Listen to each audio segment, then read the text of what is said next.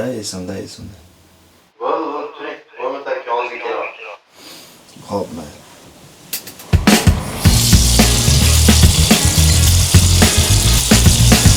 Do'stlar, hammaga salom. Bugun bir kunimni sizlar bilan bo'lishmoqchiman. Men kun davomida nimalar qilaman, qanaqa ishlarni bajaraman, qanaqa treytlar qilaman, hammasini sizlar bilan bo'lishmoqchiman. Ya'ni ish faoliyatimni sizlarga ko'rsatib bermoqchiman. Bundan tashqari kun davomida moliya, bilim, trading, shaxsiy hayot, oila haqida bir qancha sizlarga foydali insightlarni berib o'tmoqchiman. Videoni oxirigacha ko'ring.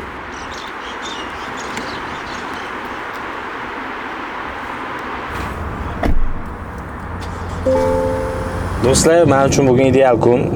Chunki nimaga ideal kun? Ayolim ota-onasiga ketgan, ularni ko'rgani. Bundan tashqari yaqinda ada bo'ldim. Tabriklab qo'ysangiz bo'ladi. Agar bu video sizlarga qiziq bo'lsa, men oilaviy shaxsiy hayotim bu haqida ham vlog chiqaramiz. Xo'p, hozir men zalga ketyapman. Zalda shug'ullanamiz, trenirovka qilamiz, o'zimizni qiynaymiz va undan keyin ishga borib, treytlarni qilib, mana shu jarayonlarni ham sizlarga ko'rsatib beraman. Do'stlar, meni oilaviy hayotim sizlarga qiziq bo'lsa, men bu haqida ham qisqa vlog chiqaraman YouTube'ga. Ya'ni meni shanba kunlarim qanaqa o'tadi, men oilamni qatlarga olib boraman, oilam bilan vaqtimni qanaqa o'tkazaman degan masala sizlarga qiziq bo'ladigan bo'lsa, bu haqida ham izohlarda yozib qoldiringlar. Shu haqida ko'proq narsalarni sizlarga berishga harakat qilaman.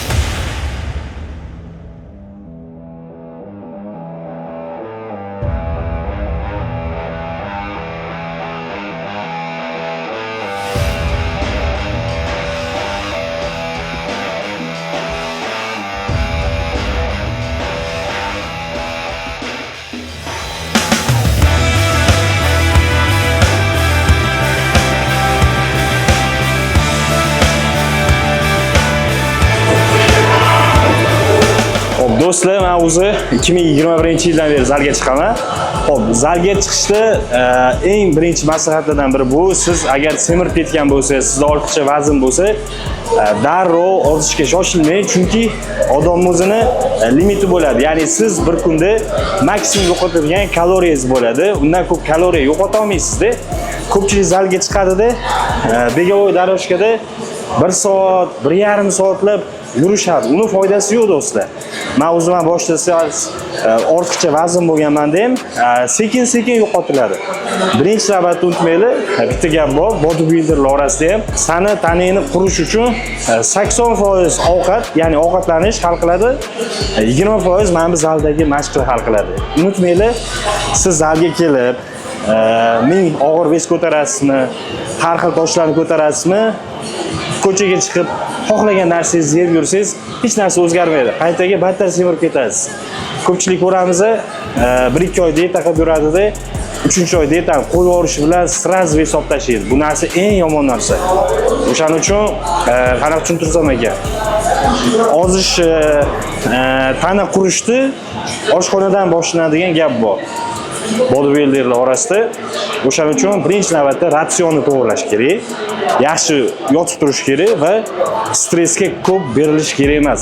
Stress ham bizani mushaklarimizdagi kuchni, mushaklarimizdagi quvvatni to'liq yetkazib bermay qo'yadi. O'shaning uchun stressga berilmaymiz, ko'p uxlaymiz, kamida 8 soat va yaxshi ovqatlanib, sog'lom ovqatlanamiz va zalga chiqib trenirovka qilamiz.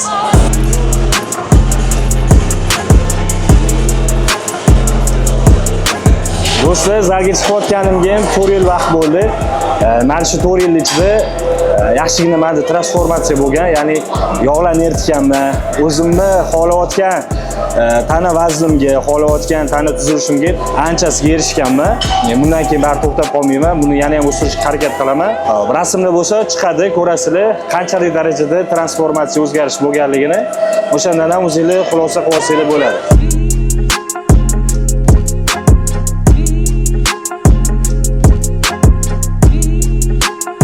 Do'stlar, trenirovkani ham tugatib oldim. Endi ovqatlanamiz va undan keyin ofisga borib, trend jarayonlarini sizlarga ko'rsatib beraman, qanaqa savdo qilaman, qanaqa analiz qilaman, hammasini sizlarga ko'rsatib beraman.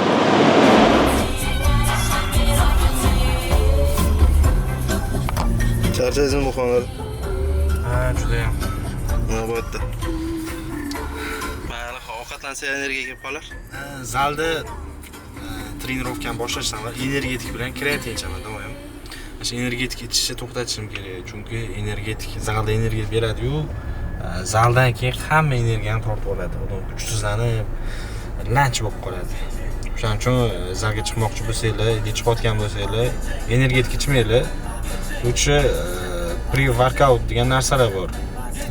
Ice pump degan narsalar bor. Shunaqa narsalarni so'rasanglar, o'shalar anaqa zaldan keyin lanch qilib qo'ymaydi sizlarni. Energetik ichmanglar, energetik juda ham yurakka zarari bor. Xudoni bergan kuni bizda probkasiz hayot qolmadi. Ayniqsa men shu yo'lda zaldan qaytsa men shu yo'ldan o'taman, cherezdin qoq obedda ham probka bo'ladi. Tushunmayman shu narsaga. Obedga odamlar qatga boradi, ishda bo'lish kerak, uyda bo'lish kerak. Hayronman. Nima ovqatlarni o'zingizdan?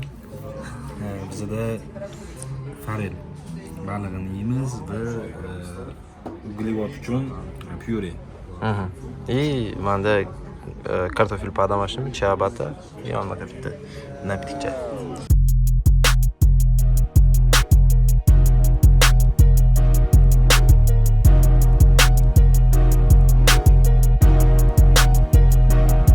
Xo'p, do'stlar, bu meni ish joyim.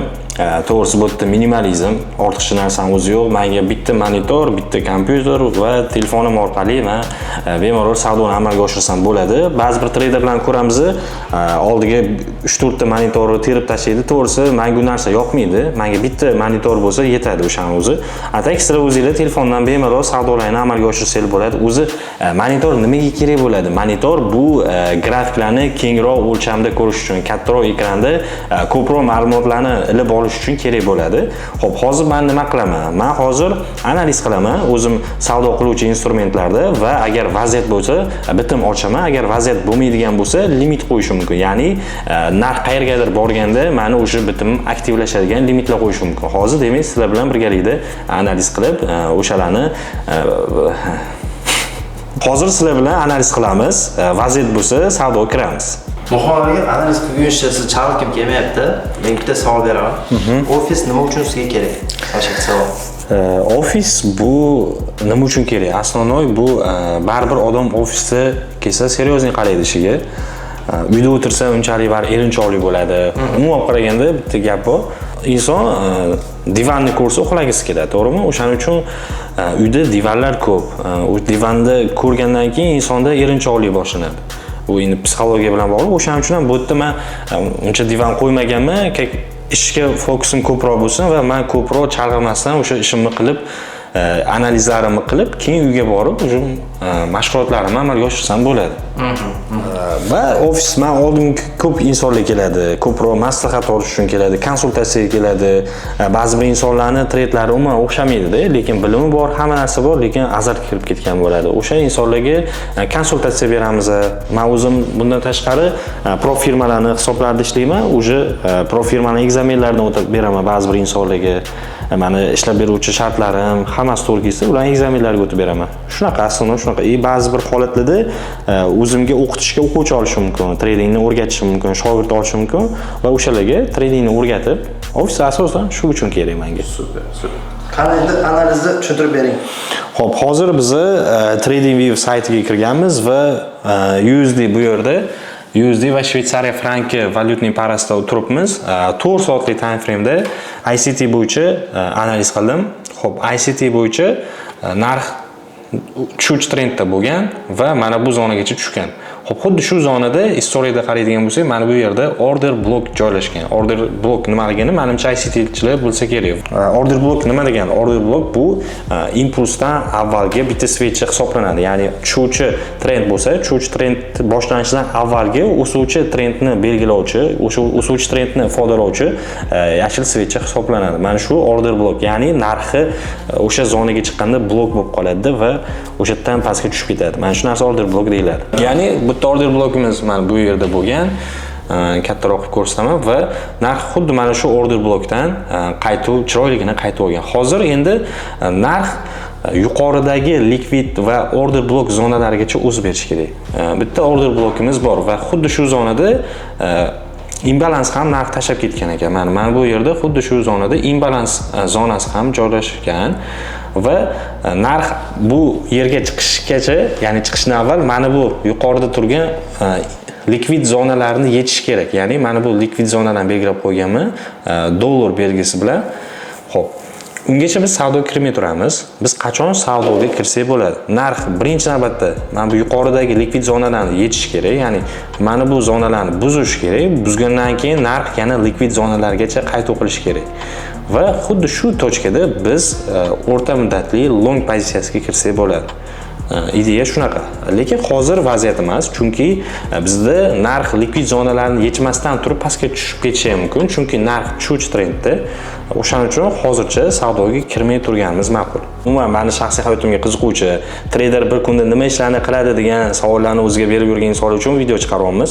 Mana kamerachi ham yozdan turibdi. Mana shu video soобщениyaning tagiga sizlarga mana shu qiziq bo'lsa, ko'proq reaksiya qoldiringlar. Yaqin kunlarda YouTube'ga chiqaramiz. Do'stlar, hozir juda ham kuchli yangilik bo'lib qoldi. Hozirlik ko'rsataman.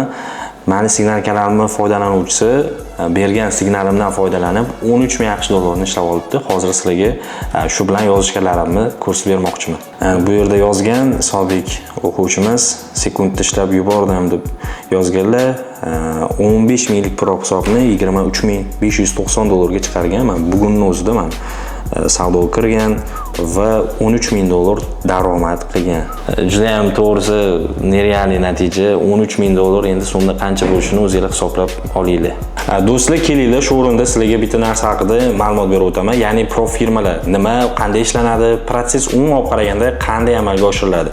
Xo'p, o'zim umuman olib qaraganda tradingda brokerlar orqali biz savdo qilganmiz, lekin yaqin yillarda prop firmalar yo'nalishi paydo bo'ldi. Bular nima degani? Prop firmalar bizga investitsiya taqdim qiladi va bizga ma'lum bir shartlarni qo'yadi o'rtaga va biz ulardan hisob sotib olib, ularni o'sha talab qilgan imtihonlardan o'tib muvaffaqiyatli o'tadigan bo'lsak, bizga ular funded account, ya'ni ishlashga tayyor hisob beradi.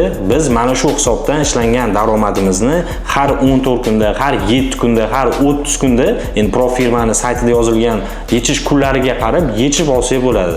Daromadni 80% ni yechib olsak bo'ladi. Xo'p, endi qonun qoidalar qanaqa bo'lishi mumkin? Hozir sizlarga tushuntirib o'taman. Masalan, siz prop firmadan 100 ming dollarlik balans olmoqchisiz. U prop firma saytida deylik 500 dollar turibdi. Siz prop firma saytidan registratsiyadan o'tasiz, to'lovni qilasiz 500 dollarni va sizni emailingizga birinchi etapni, ya'ni birinchi etapni login parollarini jo'natadi. Siz o'sha birinchi etap hisobga kirasiz va birinchi etapda siz hisobni 8 ming dollar foyda qilib berishingiz kerak. Ya'ni 100 minglik hisobni 8 ming dollarga ko'paytirib berishingiz kerak. 8 ming qilganingizdan keyin ular sizga ikkinchi etapni login parollarini jo'natishadi. Ikkinchi etapda siz o'rtacha 5 ming dollar foyda qilib berishingiz kerak. Ya'ni 105 mingga chiqarishingiz kerak. Siz mana shu etaplarni bajarganingizdan keyin sizni ular verifikatsiya qilishadi, savdolaringizni tekshirishadi va undan keyin sizga ishlashga tayyor hisob berishadi. Va mana shu ishlashga tayyor hisobda siz ularni saytida yozib qo'yilgan yechish kunlariga qarab har 7 kunda, har 5 kunda, har 14 kunda ishlagan summangizni 80% ni va 100% gacha bo'lgan qismini yechib olsangiz bo'ladi. Masalan, siz 5 kunda 10 ming dollar foyda qiladigan bo'lsangiz, siz uni 8 ming dollarni yechib olasiz. Endi yechib olish qanaqa yo'sinda amalga oshiriladi? Yechib olish ko'pincha prop firmada RAIS degan to'lov tizim o'tkazmasiga pullarni yechib berishadi. RAISdan siz kriptovalyuta shaklida o'z kripto hamyoningizga pullarni o'tkazasiz va o'zimizdagi qonuniy kriptovalyuta ayirboshlash shoxobchalaridan u kriptovalyutalarni naqdlashtirib olishingiz mumkin. Full proses shundan iborat. Qisqa qilib tushuntirib berdim. Men o'zim prop firma yo'nalishida ishlayman. Shu paytgacha ancha summalarni yechganman va bu menga manfaatli bo'lgani uchun men bozorda xavfsiz daromad olishga, prop firmalar orqali xavfsiz daromad olganligim uchun men boshqalarga ham tavsiya qilaman. Va insonning psixologiyasida bitta narsa borki, ba'zi bir insonlar imtihondan o'tishga qiynaladi, chunki men buncha foyda qilib berishim kerak deb shoshma-shosharlik oqibatda ko'pincha challenge hisoblarini boy berishadi. Masalan, prop firma hisoblarini olishadi, shoshma-shoshari oqibatida u challenge hisobni boy berishadi. Men shu narsani, muammoni yechimini hisobga olgan holatda profirmani ekzaminlardan o'tib berish xizmatini yo'lga qo'yganman. Biz nima qilamiz bu yerda? Biz siz tanlagan profirmani agar imtihondan o'tish imkoniyati bizda mavjud bo'lsa, biz o'sha profirmani imtihonlardan o'tib beramiz. Agar bizda siz tanlagan profirma ekzaminlardan o'tish imkoniyati mavjud bo'lmasa, biz o'zimiz o'tib berayotgan profirmalarni sizlarga tavsiya qilamiz. Qonun qoidalari sizlarga yoqadigan bo'lsa, o'shandan imtihonlardan o'tib beramiz va o'sha imtihondan o'tib berganimizdan keyin sizda o'sha 10 ming balansdan boshlab 300 ming balansgacha ishlashingiz mumkin va o'sha balanslarda, katta balanslarda risk menejmentga amal qilgan holatda pulinglarni bemalol yechib olsangiz bo'ladi. Faqatgina bu yerda bitta notarafi bor. Qonun qoidalariga amal qilgan holatda ishlash kerak. Bu narsani biz konsultatsiya tariqasida sizlarga tushuntirib beramiz, yordam tariqasida va shu qoidalarga amal qilgan holatda ishlab, soqqalarni yechib, daromadlarni oshirsangiz bo'ladi. Xo'p, do'stlar, meni ishim tugadi. Analiz qilib qo'ydim. Narx meni limitimga kelishini kutaman. Kelsa сделка ochaman, order ochaman, kelmasa ochmayman. O'zi bugun o'zida zo'r ishlab qo'ydim. Menga o'zi bu limitga keladimi, kelmaydimi uncha ahamiyati yo'q, chunki bugungi planimni bajardim. Endi nima qilaman? Bugun bizda syomkalarimiz bor. Instagramga va YouTube'ga bir qancha reelslar, postlar olmoqchimiz. Demak, ketdi. Endi biz apartamentimga borib, syomkalarni boshlaymiz. Apartamentdamiz. Muxonlarga noqib o'tiribdilar. Muxonlarga? Nima gap? Nima qos? Ozgina chalg'ishni amalga oshiramiz. Faqat trade qilinmaydi. Unaqa savdolar qilib turish kerak.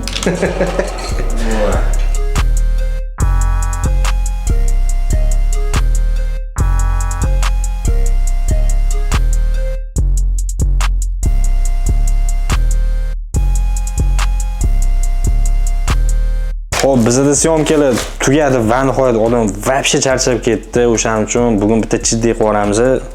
Burger yeymiz, maza qilib tiqamiz.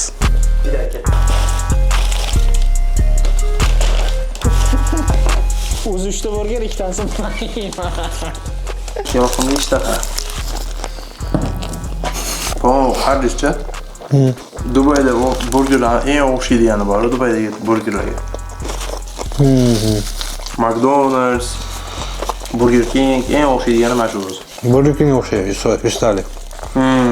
Xo'p, do'stlar, meni kunimiz ham yakunlanib bormoqda. O'zi soat deyarli 10 bo'lib qoldi. Xo'p, bugun hamma ishlarni bajardik. Zalga bordim, trade qildim va hattoki syomka paytida uyga ikkita akamiz kelib qoldi va ular bilan ham gaplashishga ulgurdim.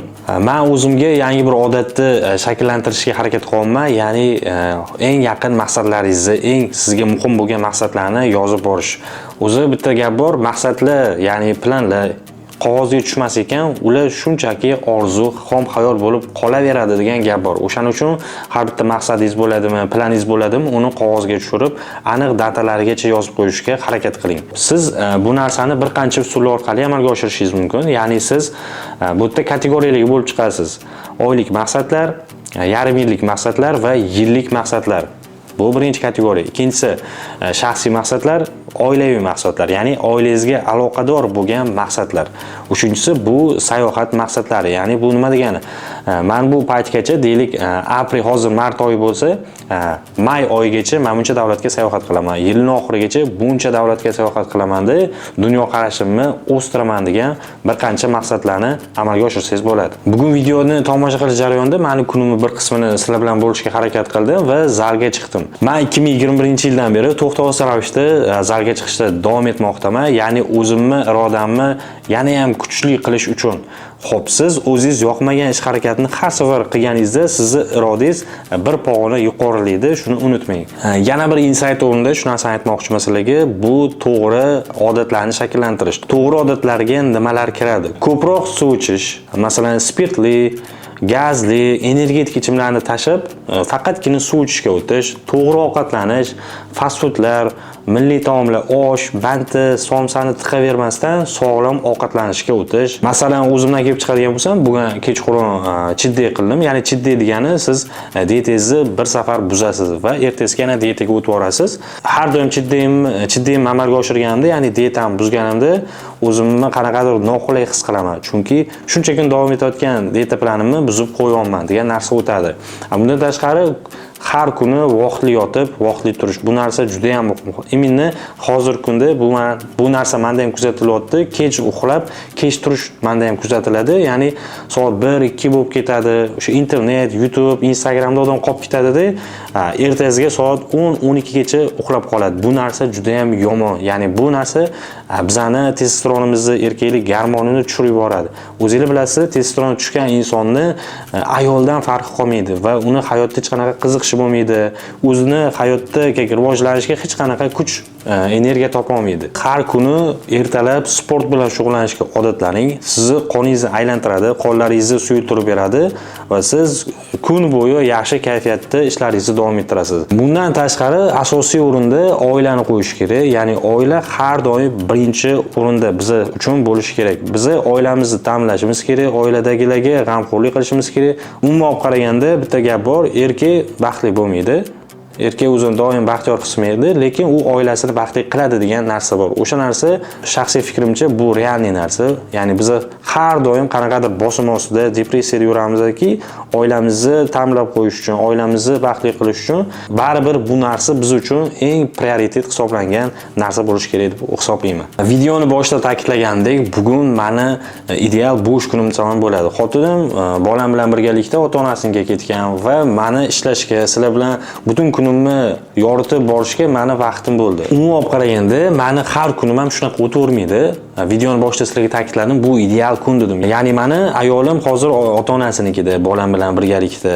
Ya'ni meni sizlar bilan butun kunimni bo'lishga vaqtim bor va men buni to'liq sizlarga ko'rsatib olishga harakat qildim. Lekin ba'zida har doim ham shunaqa bo'lavermaydi. Ya'ni bu degani men har kuni sizlar xuddi mana shunaqa rutinda, ya'ni xuddi shunaqa rejimda men ishga boraman, zalga boraman, ofisga boraman va yana qaytib kelamanda, yana shunaqa ishlarni amalga oshiraman degani emas. Ba'zi bir paytlarda menda ham erinchoqlik bo'ladi.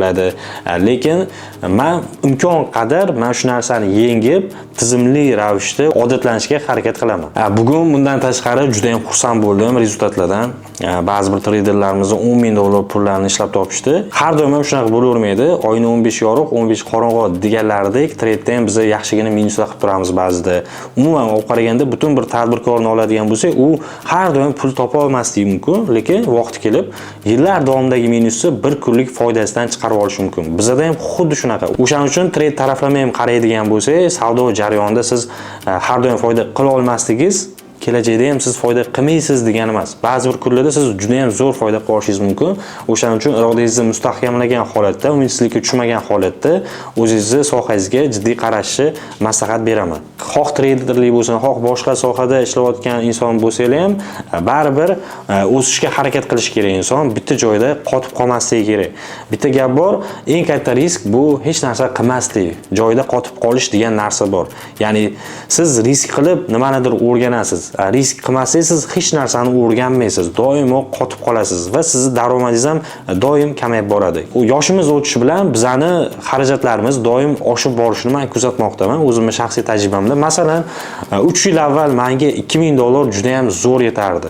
4 yil avval menga $1,000 ham orzu bo'lgan. 2 yil avval men oyga 2,000 topsam menga yetmay qoladigan darajaga yetdi. Ya'ni meni hozirgi kundagi kreditlarim, xarajatlarim, ofisimning arendalarini o'zi oyga $3,000 dan ko'pni tashkil qiladi. Ya'ni men oyga 3,000 topsam faqatgina majburiy bo'lgan to'lovlarimni to'lay olishim mumkin. Men yana ham maza qilib yashashim uchun, yana ham oilamga ko'proq pul ajratishim uchun, oilamga e'tibor ajratishim uchun men kamida oyiga o'sha xarajat, men majburiy bo'lgan xarajatlarni aytibman-ku, 3,000 deb. O'shandan kamida 2 barobar ko'p topishim kerak. Bu degani $6,000 degani. Do'stlar, sizlarga aytmoqchi bo'lgan gaplarim ko'p. Bu gaplar shunchaki ba'zi bir akalarimizga ukalik maslahati yoki ukalarimizga akalik maslahat bo'lishi mumkin edi, lekin videoni tugatishimiz kerak. Kunimiz уже oxirlamoqda. Men miyam to'g'risi portlab ketadi. Juda ham charchadim syomkalardan, lekin sizlar o'zingizlarning fikringlarni, o'zingizlarning reaksiyalarni har xil kommentariya, like, repostlar orqali meni qo'llab-quvvatlasanglar, bunaqa videolarni men chiqarishda davom etaman. Meni